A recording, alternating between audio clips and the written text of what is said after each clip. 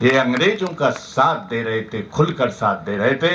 ये हमारा दुर्भाग्य है कि एक पहले प्रधानमंत्री बनकर इसी जमात का आदमी देश की कुर्सी पर बैठ चुका है और वो आज भारत रत्न पा चुका है, और ये दूसरा प्रधानमंत्री है जो इसी जमात से आया है और दुर्भाग्य से पूर्ण बहुमत के साथ देश की गद्दी को कब्जा चुका है। इनका जो वीर बोला जाता है, वीर सावरकर, वो सावरकर वीर नहीं था, माफी मांग के आया था अंडमान निकोबार की जेल से, और आते ही दो राष्ट्रों का सिद्धांत पेश किया था। दो राष्ट्र, धर्म के नाम पर राष्ट्र बनना चाहिए, हिंदुओं का राष्ट्र और मुसलमानों का राष्ट्र। इसलिए मोदी जी, हम आंदोलन के जरिए आजादी लाए हैं और आंदोलन के जरिए इस देश की आजादी की हिफाजत करेंगे, सुरक्षा करेंगे, बचाएंगे इस आजादी को।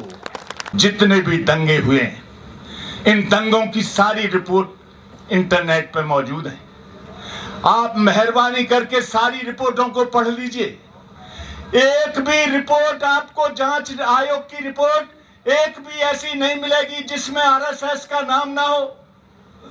क्या षड्यंत्र है ये, क्या षड्यंत्र है पूरे देश के अंदर। इसलिए जगतार सिंह बाजवा जी विधिवत आपको सारी चीजें बताएंगे। मैं सिर्फ दो बात करना चाहता हूं, जो दो बातें कल संसद में देश की प्रधानमंत्री की कुर्सी से कही गई हैं। याद रखिए साथियों, दुर्भाग्य से हमारे देश की गद्दी पर एक ऐसा ग्रोह बैठा हुआ है और उस ग्रोह का नेता बैठा हुआ है जो प्रधानमंत्री की कुर्सी का इस्तेमाल इस देश की मेहनतकश जनता को गरियाने के लिए कर सकता है, इस देश में धर्म के नाम पर आग लगाने के लिए कर सकता है, इस देश को बेचने के लिए बहुत सुंदर ढंग से कर सकता है। कल वो प्रहार फिर किया गया है, वो भी राष्ट्रपति के भाषण पर विपक्षी दलों और सबकी बहस का जवाब देते हुए कहा है, और बहुत ही बेशर्मी के साथ किसानों को बेइज्जत किया गया है, उनके लिए अपशब्द बोले गए हैं, एक तरह की गाली दी गई है। क्या बोला है देश का प्रधानमंत्री देश के किसानों के, और इसमें जो साझेदारी कर रहे हैं, इस आंदोलन के भागीदारी कर रहे हैं, हमसे पहले वक्ता ने बताया, आपने पढ़ा भी होगा, अब तक सब जानकारी हासिल कर चुके हैं आप। उन्होंने ये कहा है कि आपने कुछ शब्द सुने हैं, बुद्धिजीवी, श्रमजीवी। इसी तरीके से एक चीज देखने में आ रही है आजकल कुछ नई नस्ल पैदा हो गई है, और ये है आंदोलनजीवी। यानी कुछ ऐसे लोग पैदा हो गए हैं जो आंदोलनों के जरिए ही अपनी रोटी रोजी चला रहे हैं, या किसी की भी दरी पर जा बैठते हैं। मजदूरों का आंदोलन हो, किसानों का आंदोलन हो, महिलाओं का आंदोलन हो, छात्रों का आंदोलन हो, सबकी दरी पर जा बैठते हैं। ये देश का प्रधानमंत्री बोल रहा है। हम धन्यवाद देना चाहते हैं हमारे संयुक्त मोर्चे ने, दर्शनपाल का बयान आपने पढ़ा होगा, जो हमारे किसान जत्थेबंदी के आगू हैं। उनके बयान में साफ कर दिया गया है, हाँ, हम आंदोलनजीवी हैं, हम आंदोलनजीवियों के वंशज हैं। हमने ये आजादी हासिल की है आंदोलन के जरिए। और उस समय आप क्या कर रहे थे, आपके पुरखे क्या कर रहे थे, आपकी जो विचारधारा ये क्या कर रहे थे, ये अंग्रेजों की गोद में बैठे हुए थे और मुखबरी कर रहे थे क्रांतिकारियों की। इसलिए हमें गर्व है कि हम आंदोलनजीवी हैं और तुम देश के गद्दार हो, इसलिए तुम पूरी पीढ़ी की पीढ़ी गद्दार हो। वो सामने आपके शब्दों में आ गया है प्रधानमंत्री। यही बात नहीं है। आज तक ये बात हम वैसे ही नहीं कह रहे हैं, गुस्से में आके इनसे कह रहे हो। एक भी स्वतंत्रता सेनानी नहीं है, समूची आरएसएस में से उठा लीजिए, मरे और जिंदे नेताओं को सबको देख लीजिए, एक भी स्वतंत्रता सेनानी नहीं है। पूरी बीजेपी में मरे और जिंदे सबको उठा लीजिए, एक भी स्वतंत्रता सेनानी नहीं है।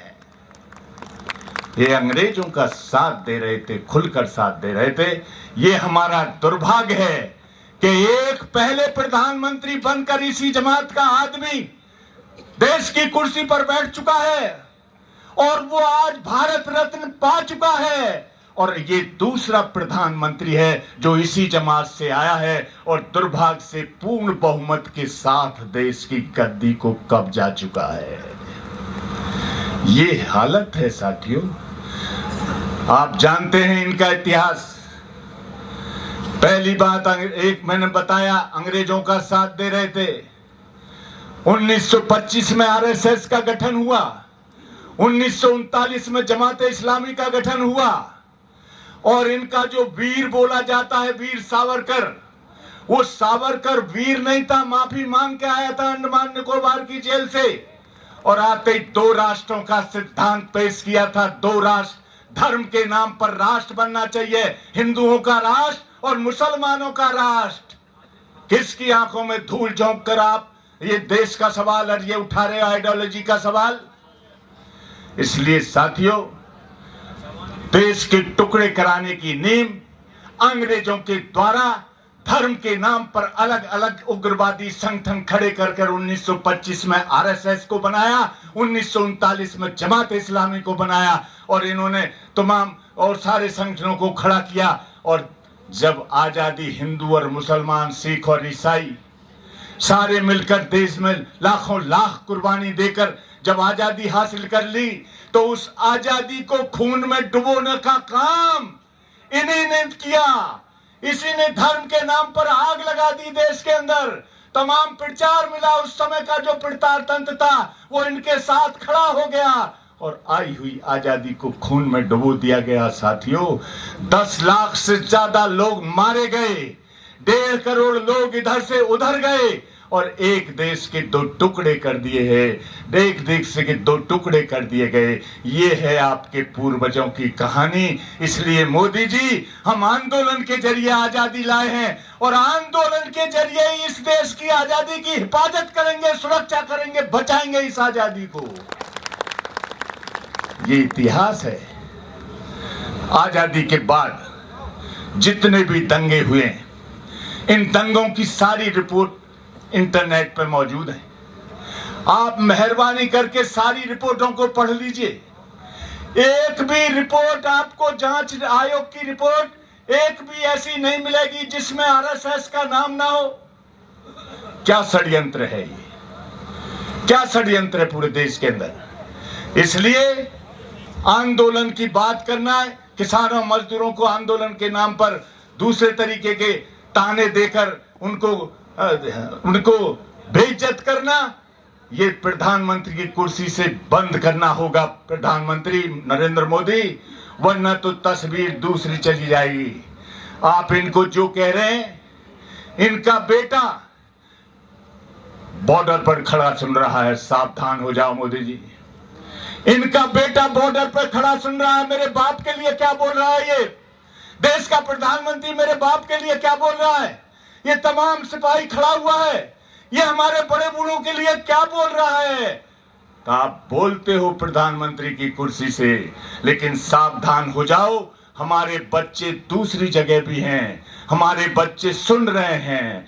ये आप ऐसा खतरा मोल मत लो प्रधानमंत्री जी। अभी तो सबको सब में विश्वास है। इस पूरी हमारी जो व्यवस्था है, इसमें सब किसानों मजदूरों का विश्वास है। यहाँ के थाने में विश्वास है, यहाँ की अदालत में विश्वास है, यहाँ के तंत्र में विश्वास है, यहाँ के वोट तंत्र में विश्वास है। इसलिए इस विश्वास को डिगाने का काम मत करो, डिगाने का काम मत करो। हम आपको ये चेतावनी देना चाहते हैं इस मंच से।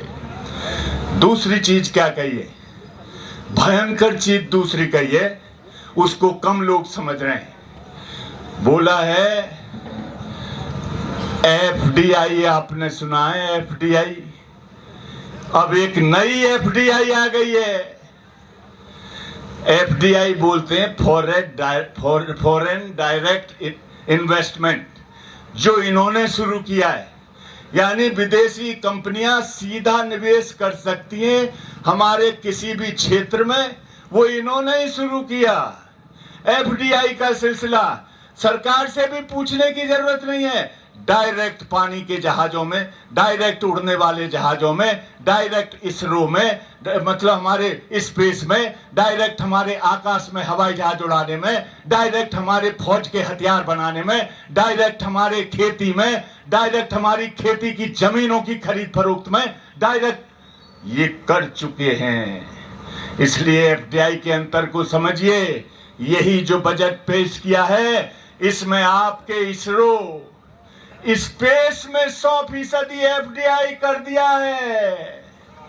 उस एफडीआई को घालमेल करना चाहता है।